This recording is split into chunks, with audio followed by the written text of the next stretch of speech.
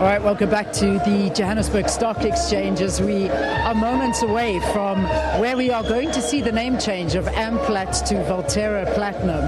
This, of course, is a very big moment for the Anglo American group, as we heard about this unbundling last year sometime, but now it's actually happening. And Valterra Platinum, which was formerly known as Amplats, is now going to basically become a separate entity.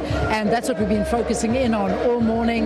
And it's been very interesting learning about the platinum sector, the uses of platinum, and how hopefully the longevity of this company will not only see it carry on operations, but grow in its business, that it'll be able to focus on its core functions. Well, what about the communities? That's something that certainly is of utmost concern for Valterra Property or Platinum as they move and work with these communities, and that's something we need to hear about. And hopefully that I'll be able to do this. We've got all this music and entertainment happening in the background. I've got Yvonne Mfolo. She's the executive head of public affairs at Valterra Platinum, who's going to be talking to us about this. Yvonne, thanks for joining us. Thanks so much for chatting.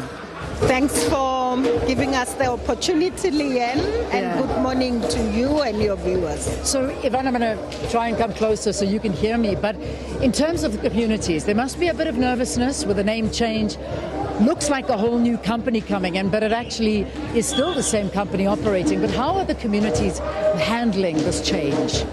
Yeah, so any change will be unsettling to anyone, and I just want to reassure our communities that we are the same company that's been operating in their areas all along. We have the Anglo American DNA. We're not going to throw that away. We are the same leadership as well. And our sustainability strategy is actually integrated in everything that we do, where we also have social and community development in our sustainability strategy. The strategy looks into protecting and creating value for all our stakeholders. So we intend to actually protect value for communities and further create value for them. We're going to continue with the initiatives that we've been doing. We will address concerns that come from communities as well from an impact perspective, and make sure that we co-create solutions that can help us to harmoniously coexist. Yeah. Well, that's always the big question. It's easy to talk about it, but what are some of the tangible differences that you as a company are making to the community? So I think firstly, we, from a host community procurement perspective, we spent about 5 billion last year procuring from host community businesses, and we do some enterprise and supplier development programs. We are involved in education, trying to improve the educational outcomes in the communities where we operate. We're doing infrastructure, whether it's roads, whether it's building schools, whether it's building clinics, and we do all these in partnership with either the municipality or the relevant provincial government department. So when we look at the carbon footprint, because that's always a problem, is the impact that these mines have on the communities. And this is no different with when it comes to your mining.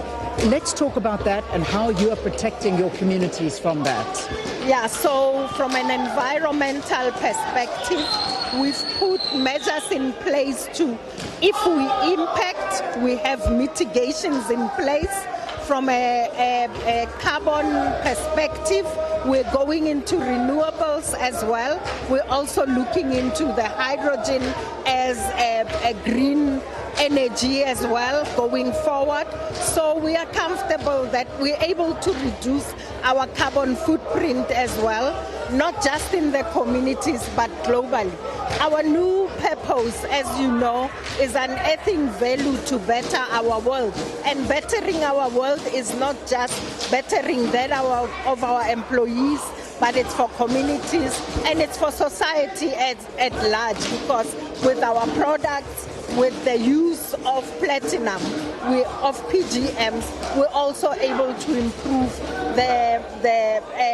contribute to cleaner air as well. Yeah. Look, the reality is that the demerger marks the end of historic relationship between Anglo and Amplats. What is Anglo's moral obligation to the communities and the workforce it leaves behind with Valterra? Yeah, so as I said earlier, the commitment we've made to communities is not changing. We will do right by the communities. Where we are not doing right, we will co-create solutions together to ensure that they are not worse off. Which is important because it does have an impact on the surrounding communities, the water, the environment, but the jobs. That is also something I think that a lot of people are concerned about in the communities. Loss of jobs. Yeah, so 70% of our workforce comes from the communities where we operate. We do skills development programs as well to make sure that we prepare communities to come work in the mines. We've got learnership programs and professional in training programs, bursaries for kids in our communities, learners in our communities to come and work go study so that they can come work for us as well. So we are very comfortable that our role in the communities is going to be going forward as well, will be a positive role and commit to ensuring that they don't feel there's a gap between having us and having Anglo American there. Because as I said, it's the same company, the same leadership, the same principles and the same DNA. Yvonne, good luck. I know the function is about to begin and your presence is needed there, as within about half an hour from now you'll see the JSC opening, and of course that name, Valterra Platinum, is going to be on there instead of Amplats, and it's to be seen how this performs. Yvonne, thank you very much for talking to us.